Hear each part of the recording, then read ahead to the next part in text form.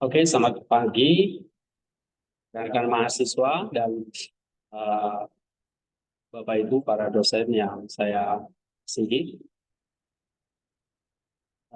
Hari ini kita mau belajar sesuatu lah ya. 1 jam ke depan ini kita mau ngapain dan saya bersyukur 1 bulan sekali saya bisa berkumpul bersama-sama untuk memberikan pas ya yang pasti akan berkaitan dengan berkaitan dengan oke, berkaitan dengan kehidupan kita di kampus ini ya. Nah, akhir-akhir ini memang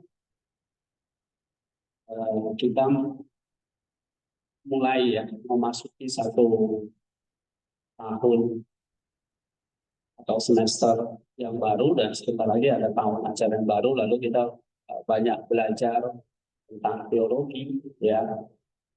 Dan saya merenungkan apa yang kita pelajari ini mau dibawa kemana begitu ya. Bagaimana proses mencernanya gitu.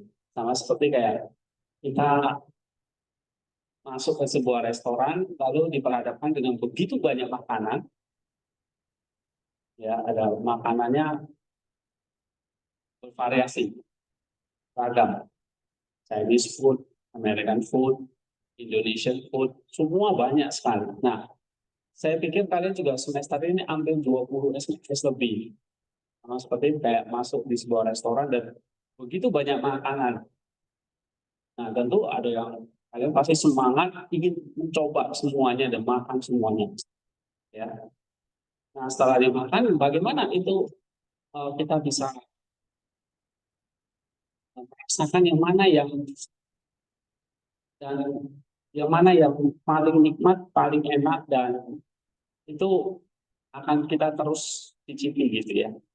Itu ada makanan yang kita nggak suka, ada makanan yang kita suka. Nah, tetapi kalau di dalam STT ini sama ya, kalian masih S1 diberikan begitu banyak mata kuliah dan bagaimana kita mencernanya. Nah, ada banyak approach ya di dalam uh, hal ini. Ya. Tentu apa yang kita pelajari di sini itu teologi semua. Ya. Dan untuk mencernanya kita perlu namanya spiritualitas. Sama seperti kayak makanan itu. Sebelum dihidangkan ada testernya. Ya. Ada yang mencoba gitu. Nah, sama seperti itu kalian mungkin belajarnya banyak ya. Kamu mencoba ini, mencoba itu semua. Tapi teologi atau makanan yang kamu makan itu memberi pertumbuhan kan kepada tubuh kita. Nah, teologi yang kita pelajari memberikan pertumbuhan nggak kepada uh, jiwa kita atau roh. Ya. Nah, itulah masalah spiritualitas. Jadi, spiritualitas itu sesuatu yang sangat penting karena kamu mencoba mencerna apa yang kamu pelajari. Dan ada banyak pendekatan spiritualitas ya. Oke. Nah, di sekolah ini yang saya ajarkan itu adalah spiritualitas Bapak Gereja atau Maximus dalam hal ini. Ya, spiritualitas Maximia. Nah, kesempatan kali ini saya punya waktu berapa menit tadi? Sekitar 20 menit ya.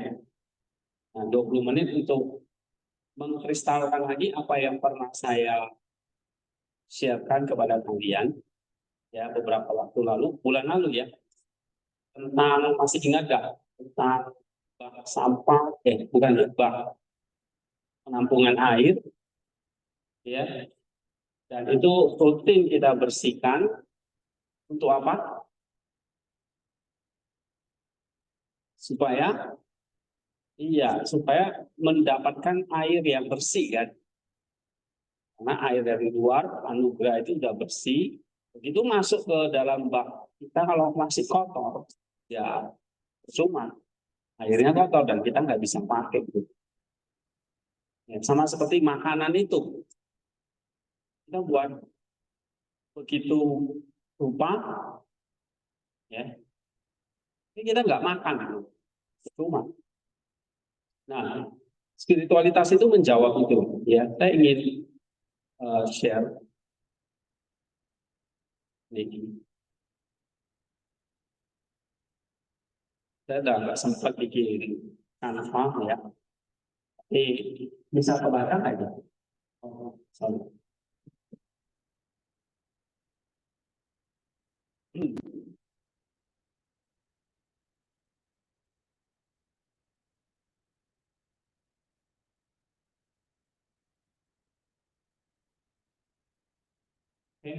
Nah, spiritualitas itu sebagai teologi yang dihidupi.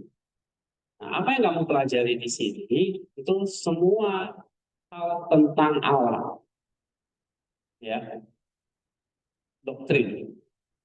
Tapi satu sisi kalian juga ada di dalam satu kehidupan yang real, yang nyata. Nah, ini bagaimana menyatukan doktrin dan kehidupan. Nah, itu istilahnya adalah ortodoksi dan ortopraksis. Teologi jelas ini jurusan kita. Tapi spiritualitas belum tentu itu yang kita hidupi. Itu dua hal yang berbeda. Ya. Nah, teologi dan spiritualitas sebetulnya itu harusnya seperti satu poin yang sama, dua sisi yang sama. Tidak dapat terpisah satu dengan lain, seperti koin logam itu. Jadi kita belajar doktrin yang benar. Apa yang kamu pelajari semester ini? Doktrin yang benar. Misalnya Hermawan. Belajar Alkitab, itu doktrin yang benar. Iya kan? Ini belajar apa lagi? Teologi, PB, doktrin yang benar. Iya kan? Belajar apa lagi? Hah? Misalnya apa? Sama dosen lain, studi PR, studi PB. Iya kan? Lalu belajar apa lagi? Banyak hal yang kalian pelajari itu semua adalah doktrin yang benar, ortodoksi. Ya, tetapi itu harus diwujudkan dalam kehidupan yang benar. Nah, pemisahan antara apa yang saya yakini dan bagaimana saya hidup ini sebetulnya seperti spiritual yang sakit, skizofrenia, ya, yang kita nggak bisa terima. Oke, nah bagi Maximus, seluruh bangunan teologisnya, baik itu kamu belajar tentang Tritunggal, tentang Kristus, tentang tata rasional kosmos, ya, logoi, pada akhirnya itu bukan hanya sebuah latihan intelektual demi dirinya sendiri, tapi tujuannya adalah untuk untuk berfungsi, ya, sebagai peta yang akurat dan dapat diandalkan untuk memandu jiwa kita dalam perjalanan pulangnya kepada Allah. Nah, sehingga teologi yang kita pelajari di sini itu punya fungsi. Apa fungsinya dalam kehidupan kita? Itulah dalam spiritualitas kita. Nah, saya takutnya adalah kita semua banyak belajar teologi, kalian suka hal-hal yang baru, ilmu-ilmu baru dari dosen, tapi tidak memberikan satu peta, ya, atau map untuk membawa kita, memandu jiwa kita kepada Tuhan. Ya, jadi ini jangan sampai terjadi di sekolah ini.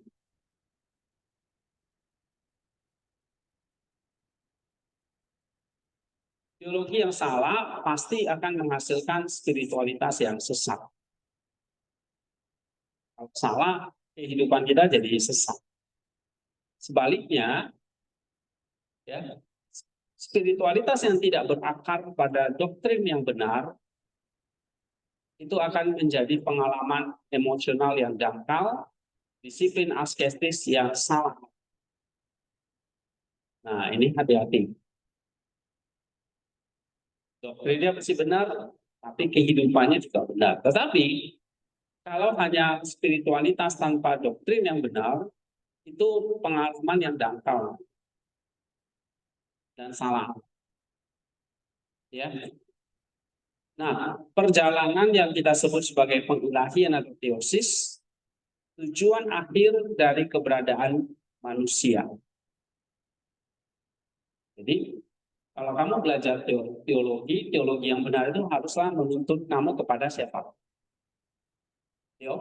Teosis. Menuntut kepada siapa? Tapi kalau kamu belajar teologi, menuntun kamu kepada di luar itu berarti teologi yang sama. Misalnya menuntun kamu kepada mencari kemuliaan diri, kehebatan diri, kesombongan, itu bukan teologi yang benar. Jadi, teologi yang benar menuntun kamu kepada teosis. Nah, bagaimana? Teologi itu kan cuma peta jalannya. Yang jalan siapa? Petanya atau kamunya? Kamunya, ya kan? Bukan suruh petanya yang jalan, peta cuma memberi petunjuk. Kitanya yang jalan. Nah, kitanya yang jalan itulah masalah spiritualitas. Jadi kalau saya tanya, apa spiritualitas itu? Spiritualitas itu adalah apa? Perjalanan kita menuju teosis. Apa itu kerohanian? Atau spiritualitas? Kalau menurut Maximus, itu adalah apa? Perjalanan pengilahian setiap hari. Nah, kamu belajar di sekolah ini semakin serupa dengan Kristus. Orientasi hidupmu berubah nggak kepada Kristus atau enggak? Nah, itu masalah spiritualitas. Dosen menilainya memang nggak bisa dari sisi spiritualitas. Dari teologi, kamu mengerjakan tugas, kamu ujiannya bagus, semuanya bagus, ya dosen akan kasih nilai bagus. Tapi belum tentu spiritualitasmu sesuai dengan teologi itu. Nah, dosen nggak bisa memberi penilaian spiritualitas karena apa? Karena bukan itu yang menjadi objek dari penilaian. Ya, itu relasi kita dengan Tuhan. Oke, nah, tetapi di sekolah ini, ya, kita selalu menekankan bahwa teologi harus dihidupi di dalam spiritualitas. Maka teologi itu satu panduan untuk transformasi spiritual. Jadi kalau saya katakan teologi itu apa?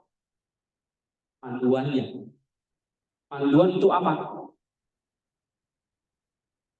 Transformasi spiritual. Ya. Nah, bagaimana? Sekarang kita masuk ke jalan spiritual, ya. Jadi sudah bisa membedakan ya, apa teologi dan apa itu spiritual.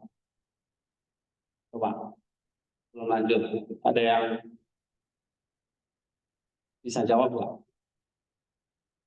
Apa beda teologi dan spiritual?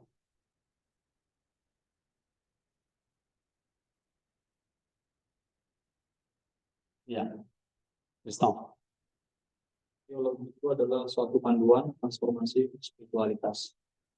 Sedangkan spiritualitas itu adalah perjalanan keilahian. Iya. Teologi memberi petunjuknya. Ya, dia ngajarin kamu siapa Allah, siapa Kristus. Oh, kamu tahu dia tuh begini, begini, begini. Nah, sekarang teologi itu mengajak kamu Waktu kamu ikut, berarti kamu muncul spiritualitas. Tapi kalau kamu nggak ikut, kamu hanya belajar teologi. Ya, itu. Nah, jalan spiritual ini bukanlah satu pencapaian manusia semata, tapi dicapai melalui sinergi. Inilah kerjasama antara ilahi dan manusia.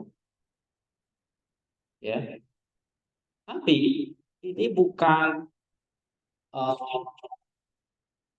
hanya kemampuan manusia, ya, melalui kekuatan tekad saja, tapi ini satu proses sinergi.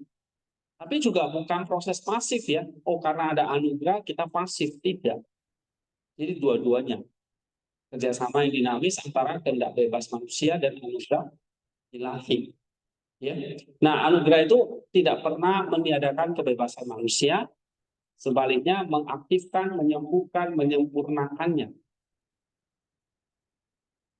Kehendak bebas manusia yang dilemahkan oleh dosa ini yang tidak dapat mencapai apapun tanpa anugerah. Jadi kenapa kita butuh anugerah? Walaupun kita udah berusaha, anugerah itulah yang bisa mengaktifkan, menyembuhkan, dan menyempurnakan kehendak kita yang berdosa. Jadi kalau nggak ada dosa nih misalnya, ya manusia bisa sendiri. Tapi karena ada dosa, manusia butuh anugerah. Tapi anugerah tidak cukup. Harus ada usaha dari kita. Paham ya di sini ya? Nah, menghidupi spiritualitas itu sama seperti kalau kita lihat di dalam pribadi Kristus. Kenapa sinergi? Sama seperti Kristus, dia punya kehendak manusia kan? Tapi dalam satu pribadi itu dia juga punya kehendak Allah. Nah, manusia dengan kehendak Allah dan kehendak manusianya bekerja sama kan? Sinergi kan? Sinergi. Ya. Nah, begitu juga dengan kita yang mau menjadi serupa dengan Kristus, Kristus bersinergi, maka kita juga bersinergi. Ya. Jadi di sini dikatakan sama seperti kehendak manusiawi Kristus yang bekerja sama secara bebas dan harmonis dengan kehendak ilahinya untuk mencapai keselamatan kita, demikian pula kehendak kita dipanggil untuk bekerja sama secara bebas dengan Anak Kudus untuk mengaktualisasikan keselamatan itu dalam diri kita.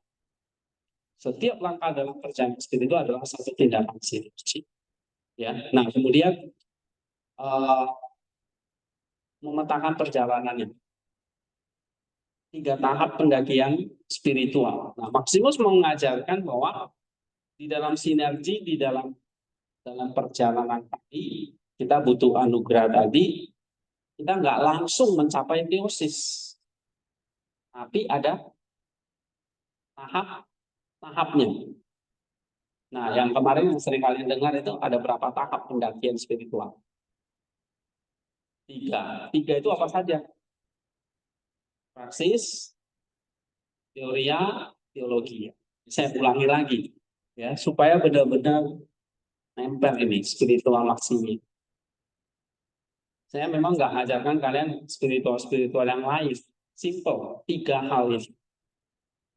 Ya banyak spiritual di luar sana begitu banyak, sampai yoga dan sebagainya yang di luar Kristen itu begitu banyak, meditasi, dan ya kemudian belum yang versi Hindu dan sebagainya, versi Kristen aja banyak sekali. Ya, ada spiritual Agustinian, ada spiritual Ignatian, ada spiritual Kasian, ada spiritual. Nah, kita ambil ini yang spiritual dari Maximus, ya, dari Maximus. Kenapa? Karena Maximus ini sudah, bagi saya pilih dia karena ini sudah mensintesis semua spiritual yang ada pada zaman itu. Dia ambil dari Evagrius dan Diadokus. Ini 2 raksasa Filokalia. Ya, dia ambil dari Basil, dia ambil dari Gregorius, dari berbagai bapak gereja, dia sintesis menjadi satu konsep yang kita tinggal pakai. Ibaratnya kalau masak nih ya, semua bumbunya itu semua lengkap. Lalu kita olah, udah jadi makanan yang enak. Nah, Maximus itu sudah memberikan kita itu seperti itu ya.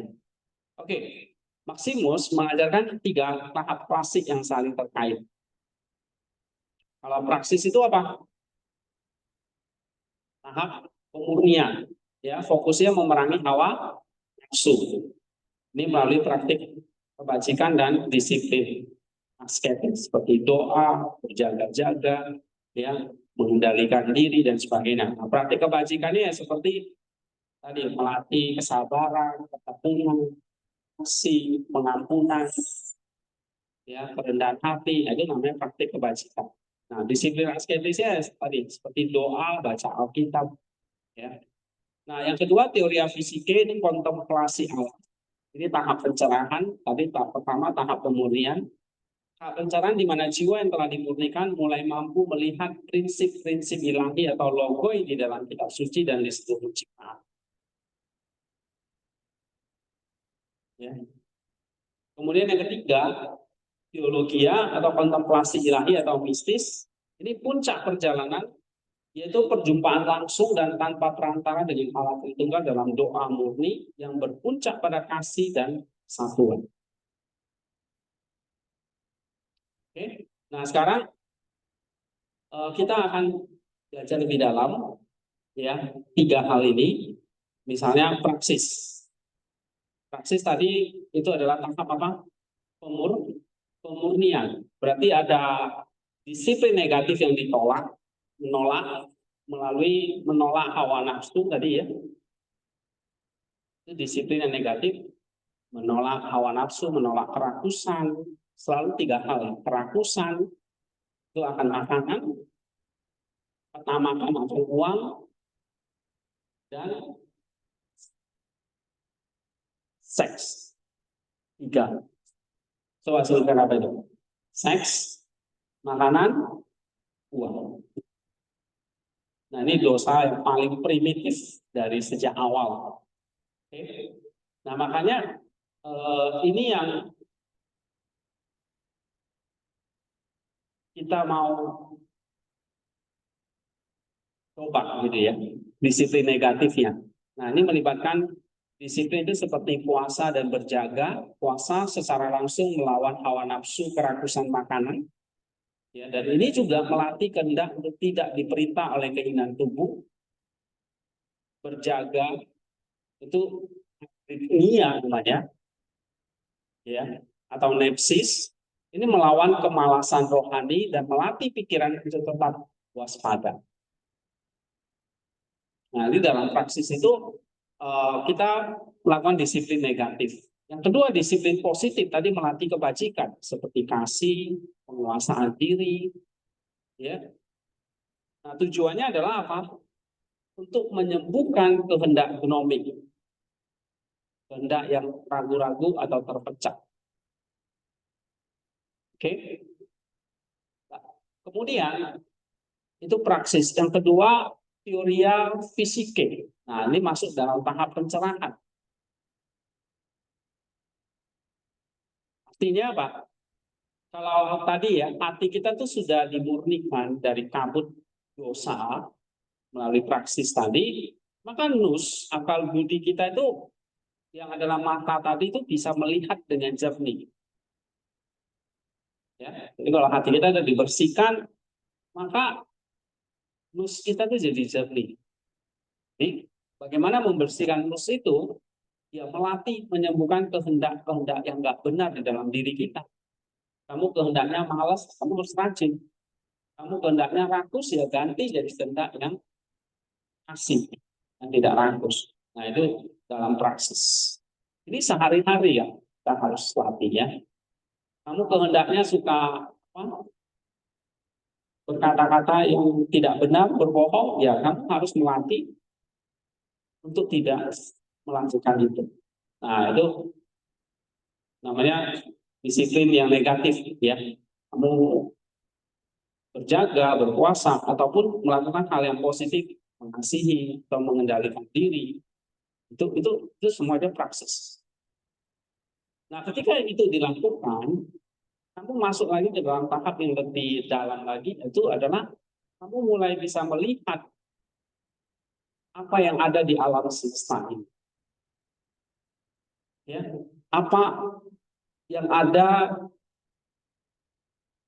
yang kita sebut sebagai apa? Mulai merenungkan yang namanya logoi ciptaan.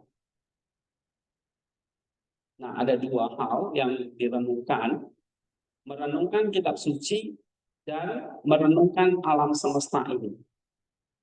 Seperti kamu melihat sekuntum bunga, kamu bisa reflektif gitu ya, melihat jejak-jejak rasionalitas dan tujuan ilahi dari bunga. Terus kamu merenungkan kitab suci, baca kitab suci, itu kamu memahami, ya, nggak hanya makna literal saja, tapi juga makna spiritual, yaitu teorian. Melihat bagaimana setiap peristiwa dalam perjanjian lama itu menunjuk kepada Kristus. Nah, itu tahap teorian. Jadi tahap teorian itu tujuannya adalah kamu bisa melihat logos atau logoi di dalam ciptaan melalui alam semesta, alam sekitar kita, dan kitab suci. Paham nih konsepnya? Ya. Nanti saya di bawah ada contoh. Lalu yang ketiga, ini tahap kesatuan teologi yang mistik. Nah, kalau kamu makin dalam belajar, yang benar itu kamu harus sampai tahap mistik. Kenapa? Karena tadi perjalanan kita itu kan menuju mana?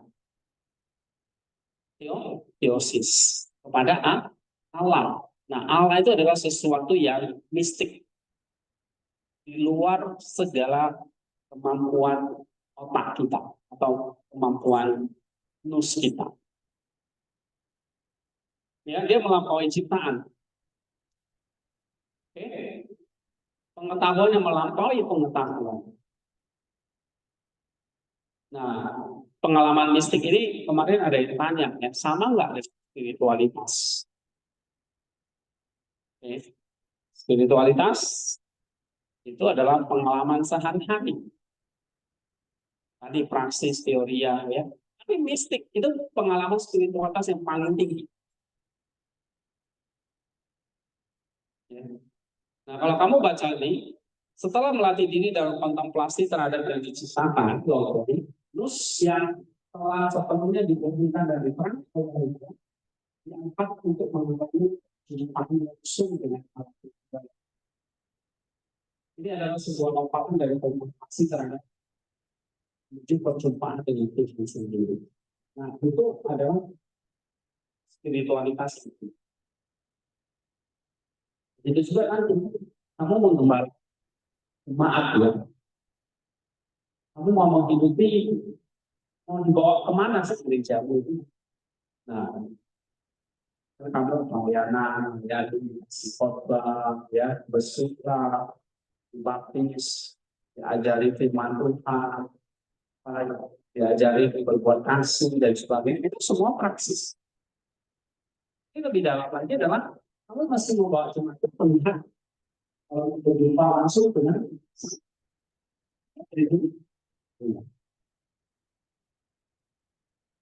ya, ini adalah satu pengetahuan yang melampaui pengetahuan. Oke, melampaui segala konsep, gambaran dan sebagainya. Nah, saya percepat aja, contoh aja lah. Saya ada memasuk itu namanya Budi. Satu contoh kasus ya.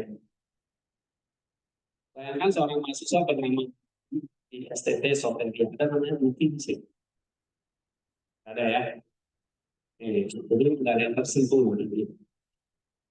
Nah, Budi itu merasa sangat tertekan. Sebab ada satu dosen yang menurutnya memberikan tugasnya secara tidak adil. Dan dosennya itu sering mengkritik pekerjaannya di depan kelas, dan tampaknya dosen itu nggak suka dengan si Budi. Nah, ada yang alami nggak?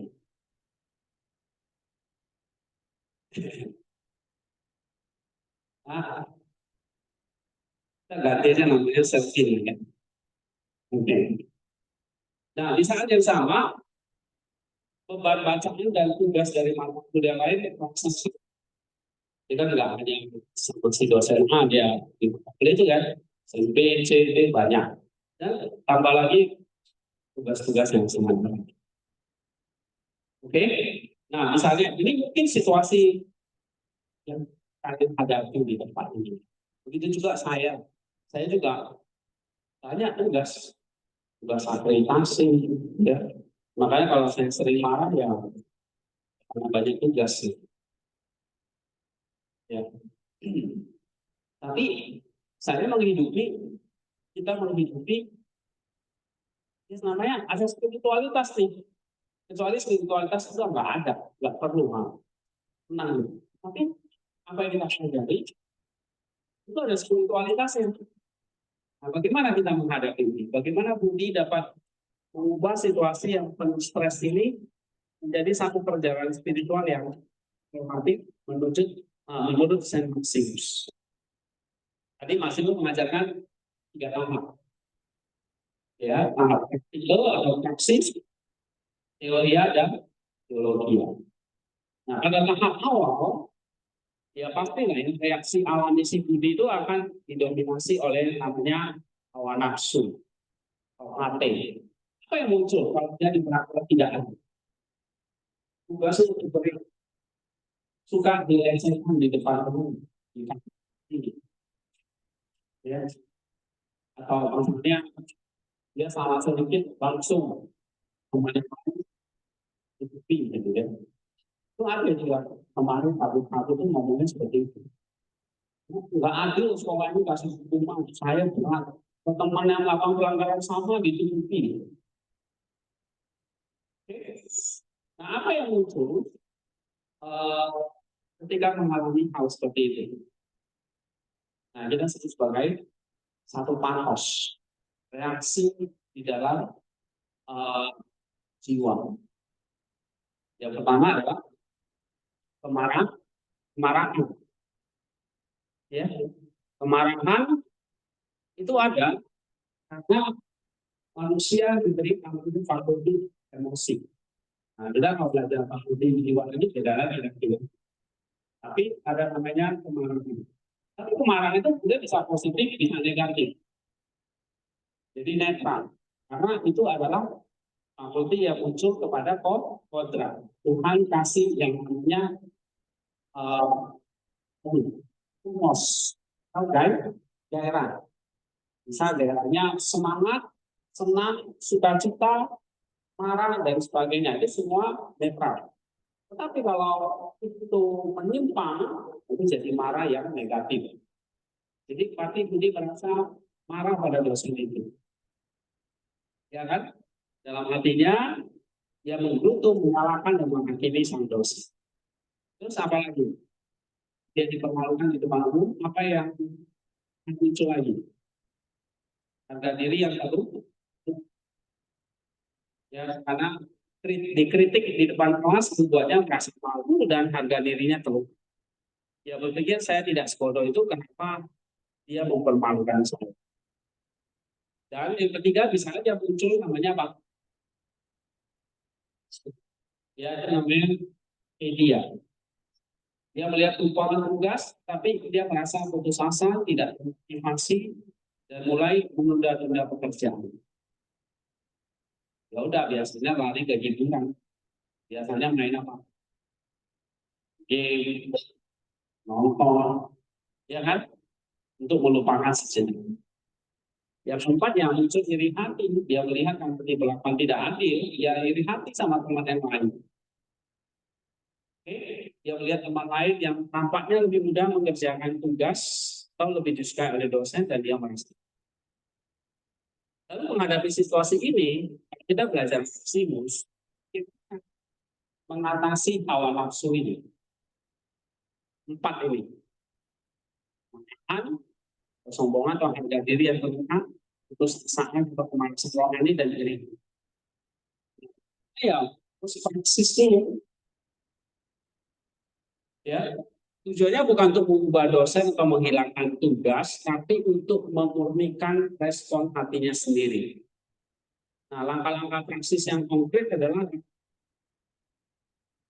mengacu dan menolak.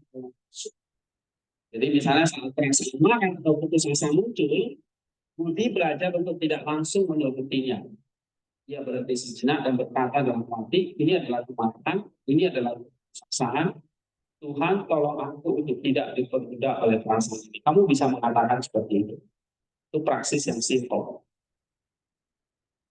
Kamu sadar, oh, ini kemarahan yang nggak penuh. Ini keputusasaan, ini kemalasan, ini berbahaya buat saya. Tuhan tolong aku supaya saya jangan terus-terusan, jangan diperbudak. Jadi kita mengakui bahwa kita jatuh di dalam kemarahan, ya. Jadi bukan menolak gitu ya, bukan menyangkal, tapi mengakui. Yang kedua adalah kita mempraktikkan kasih. Jadi yang negatif sekarang yang positif, disiplin yang positif. Ini adalah obatnya yang paling penting. Jadi bukan menggosipkan si dosen itu, ya, alih-alih menggosipkan dosen itu, tapi Budi secara sadar memutuskan untuk mendoakannya. Dia berdoa, Tuhan celakailah bapak itu supaya dia jatuh dari motor, misalnya. Bukan, ya.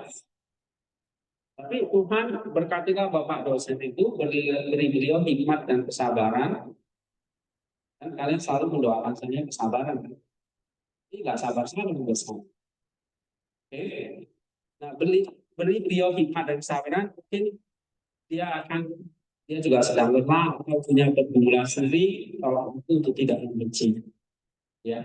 Nah, ini saya doanya saya karang aja, tapi intinya adalah mengatakan kasih. Kamu bisa doa, berarti kamu doa seperti itu, kamu bisa mendoakannya mirip-mirip seperti itu ya. Ini tindak radikal. Kenapa kita memperhatikan kasih? Tindak kita kan maunya balas sama dosa sendiri. Tapi maksudnya mengajarkan tindakanmu harus disatukan ya, dengan melawan, ya, melawan kehendak itu. Nah, yang ketiga mempraktikkan kerendahan hati. Saat dikritik, Budi berjuang untuk tidak langsung membela diri, dia mencoba mendengarkan, mencari jika ada 1% kebenaran dalam kritik itu yang bisa ia pelajari. Yang kedua, Tuhan hancurkan kesombonganku, ajarin aku untuk bisa menerima semua maksud. Nah, itu yang untuk melawan kehendak ekonomi kita itu dengan kerendahan hati. Ya. Lalu yang keempat, ya kita mempraktikkan penguasa sendiri atau MK saat godaan untuk lari ke hiburan muncul, ya hiburan tadi kayak mau game, nonton ya. Nah, Budi meletakkan di sisi kecil. Saya berdoa 5 menit dan membaca satu halaman dulu sebelum saya istirahat. Nah, misalnya seperti itu. Ya, nah ini latihan-latihan kecil yang untuk menguasai kehendak atas keinginan untuk lari dari kenyataan. Jadi melalui perjuangan sehari-hari ini, nah kehendak Budi yang tadinya diperbudak oleh reaksi emosional secara bertahap mulai dimurnikan dan diarahkan kembali kepada Tuhan. Nah, ini yang memang praksis pertama yang harus kita lakukan dan ini tidak mudah. Ya. Nah, baru yang kedua adalah tahap teoria fisike, ini kontemplasi yang melihat makna di balik peristiwa. Setelah Budi secara konsisten melakukan praksi, itu konsisten terus, gitu ya. Yang tadinya tentu takut dan kecemasan, nah, ini mulai menjadi lebih jernih.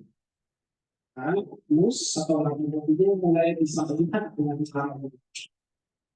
Nah, kalau untuk praksisnya berhasil, dia akan masuk ke dalam tahap teori.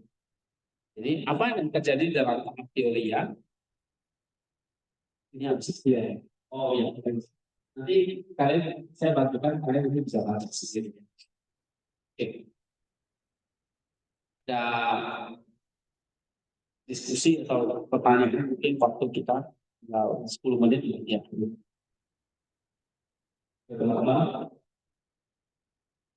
kita bahwa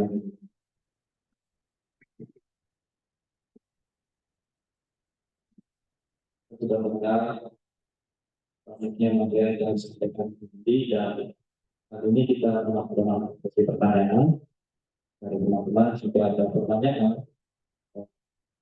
suka atau bukan, dipersilakan. Saya persilakan di 2 sampai 3 pertanyaan dulu. Mengingat waktu kita terbatas. Ya, kami silakan.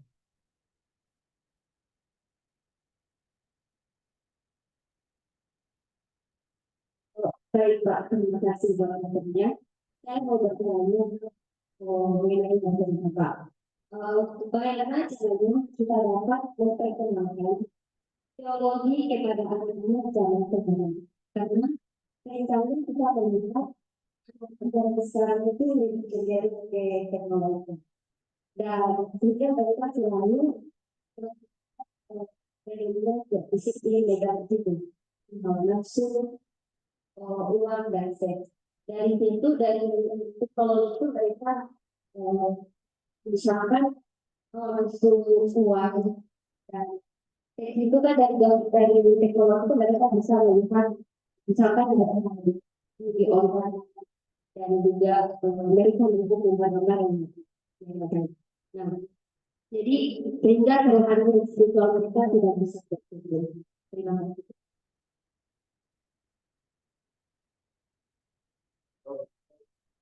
Boleh? Ya. Tadi pertanyaannya bagaimana memperkenalkan ya, mengajarkan teologi itu kepada anak-anak sekarang yang lebih suka teknologi ya daripada belajar seperti ini. Nah ini memang challenge ya, tantangan buat generasi ke depan. Apalagi sekarang udah masuk ke generasi beta ya, bukan alpha lagi. 2026 itu yang lahir 2026 itu sudah dikatakan generasi beta, ya, bukan alpha. Nah, bagaimana memperkenalkannya? Ya, ini isinya bagus ya. Tinggal bagaimana kita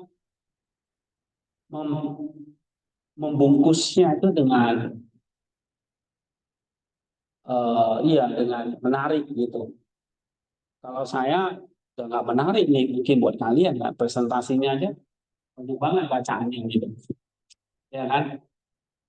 Nah, karena memang anak sekarang literasinya itu kurang dan ya, ya memperkenalkan teologi yang menarik, ya mungkin bisa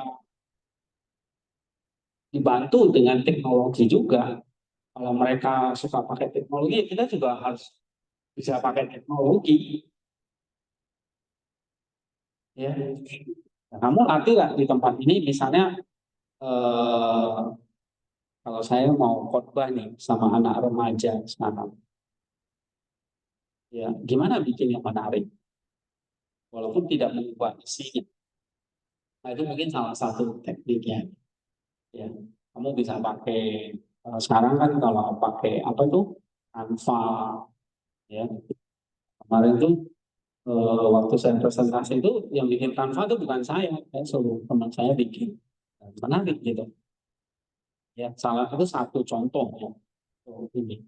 Tapi memang sekali lagi kembali kita harus berani ngomong bahwa kecanduan teknologi dan sebagainya itu kembali lagi kalau kita belajar Maximus, yaitu karena masalah hawa nafsu tadi, yang akarnya itu dari segala hawa nafsu itu adalah filau. Iya. Nah, bagaimana ya kita ajarkan untuk melawan kehendak itu dengan cara praksis, teologi ya. Nah, cuma bagaimana materi itu mereka sukai, ya kita perlu kasih contoh-contoh gitu. Ya. Apa contoh praksis, contoh teori yang misalnya dalam kasus Budi. Kalau kasih contoh, saya rasa mereka akan menggunakan. Ya kan? Coba misalnya nih, tadi saya jelasin teorinya cukup praksis teori. Kalau tadi nggak ada contoh si Budi, ada contoh Budi, mana yang lebih mudah seperti contohnya atau teorinya? Contohnya, ya, misalnya kayak tadi, kalau teori itu jelasin teori itu kontemplasi, maknanya abstrak. Kalau kita kasih contoh yang konkret, oh Budi Ya, dia terima kritikan dari dosen. Nah, kalau dia mengambil teori itu, dia nggak melihat lagi dosen itu atau tugas itu sebagai waktu untuk bagaimana dia akan melihat sebetulnya apa yang dijalankan itu blogos yang dia nanti peristiwa saya mungkin di Jones sebenarnya tidak perlakuan yang tidak adil dari dosen. Jadi dia nggak menyalahkan si dosen lagi, tapi dia bisa melihat di balik itu apa yang Tuhan mengajarkan. Ya. Kalau praksisnya adalah saya doakan saya sabar sama dosen itu, saya nggak pukul dia, gitu. Sabar, itu praksis. Oke. Tapi lebih dari itu apa? Bisa menangkap apa yang Tuhan mengajarkan kepada Tuhan itu teori ya. Kalau contoh itu lebih gampang kan? Nah, misalnya pakai contoh-contoh. Tuhan Yesus saja kalau mengajar itu pakai perumpamaan. Perumpamaan itu analogi. Jadi kita bisa pakai contoh-contoh atau analogi.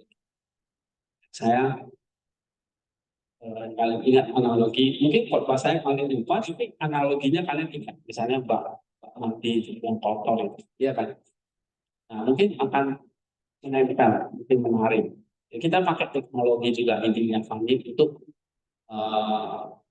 menolong mereka. Tapi intinya sih segala cara apapun, ya kembali lagi teologi itu mengajarkan spiritualitas, mengajarkan kita harus jadi contoh juga buat mereka. Ya, semenarik apapun kita menggait mereka, mengajar mereka, apa kalau kita tidak dekat sama mereka, nggak bisa juga. Nah, itu ada banyak hal ya. Oke, terima kasih pertanyaan. Satu lagi.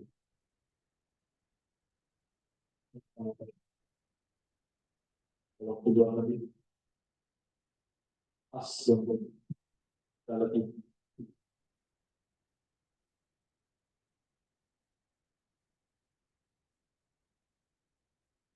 Dari jadwal.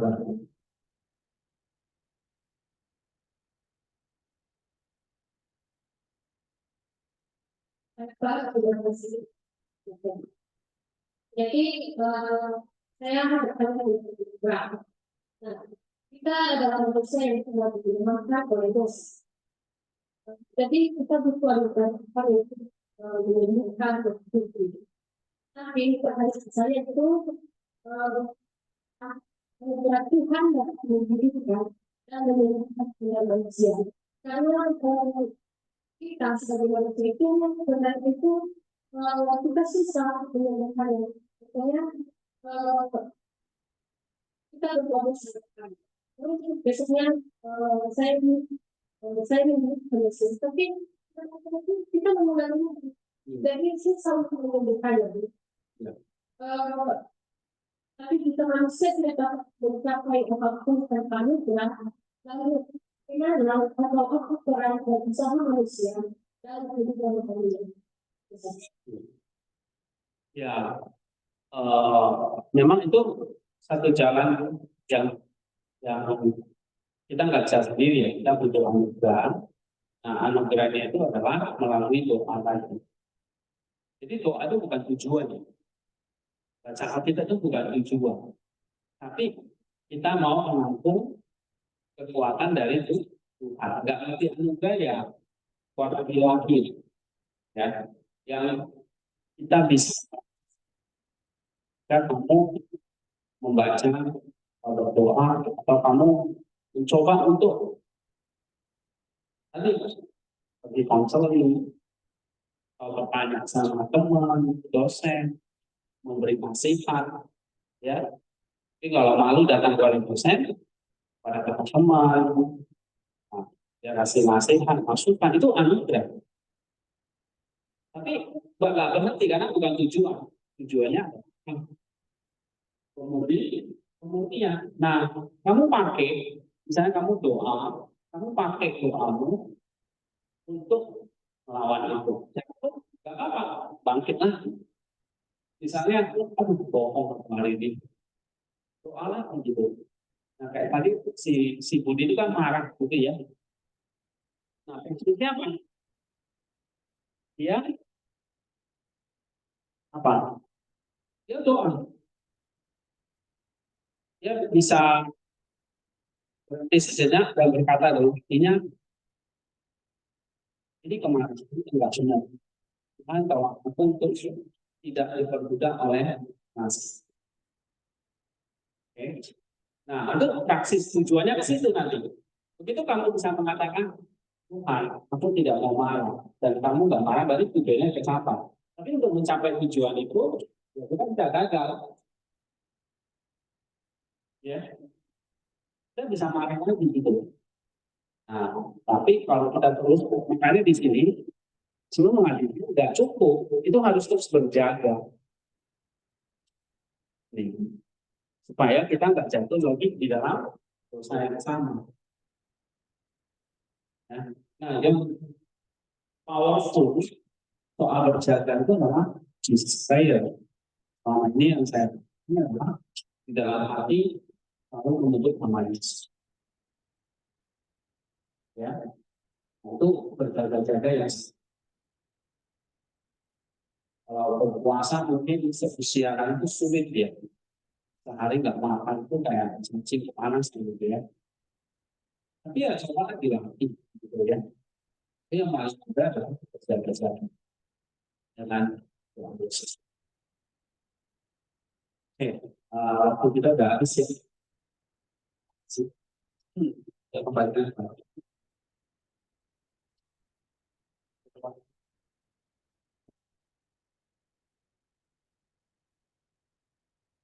Oke, presentasi pada hari ini sudah selesai dan waktu sudah akan lewat.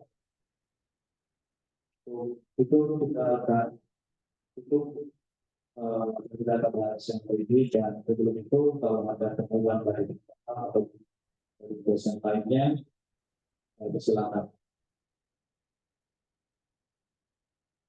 Dari Pak Naro, kita ada langsung saja.